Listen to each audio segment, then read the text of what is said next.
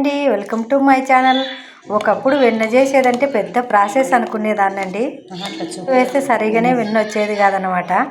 చార్లకు జిడ్డే, అదేవిధంగా సింకులో మజ్జిగ జిడ్డే, మిక్సీకి అదేవిధంగా మిక్సీకి కూడా అండి వెన్న చేయాలంటేనే విసుగు వస్తుండే అనమాట. అలాంటిది ఈరోజు అయితే ఈజీగా చేసుకున్నానండి. 5 నిమిషాలలో అయిపోయింది వెన్న.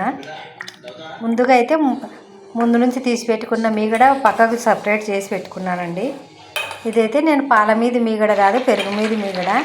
పెరుగుపై మీగడ అయితేనే నెయ్యి బాగా వస్తుందండి. అంటే కరగబెట్టిన తర్వాత పూసలాగా వస్తుందన్నమాట పెరుగుపై మీగడైతే. అసలు స్మెల్ అండి ఎంత బాగా వస్తుందో. నేను మాత్రం నెయ్యి అయిపోయే లోపల ఈ విధంగా నెయ్యి అయితే రెడీ చేసి పెట్టుకుంటానండి. ఇంతకుముందు నెయ్యి చేయడం ఎంత పని అనుకున్నానో ఈరోజు అంత ఈజీగా అయితే నెయ్యి చేసుకున్నాను. కుక్కర్తో బాగా ఒక 5 నిమిషాలు అంటే చాలండి. ఫ్రిడ్జ్లో నుంచి మీగడ తీసిన తర్వాత ఈజీగా అయితే నెయ్యి చేసుకోవచ్చు. నాకైతే 1/2 కిలో నెయ్యి వచ్చిందండి. ఓకే, బాయ్ అండి.